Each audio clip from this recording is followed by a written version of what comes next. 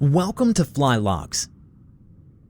Today, we're going to take a look at the flight time reporting tool and the pilot information page. Let's go to see our flights in the main menu, and let's say we want to see all flights that took place in 2019. Continue filtering by aircraft, flight type, and pilot. In the upper right-hand corner, you can see the total flight times and the filtered flights. You can also download the filtered results as an Excel spreadsheet.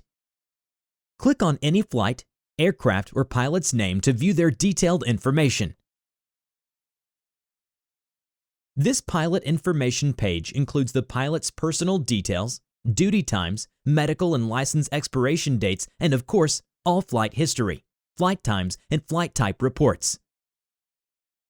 Pilot training records are also included, and you can see the full list at the bottom of the pilot's information page.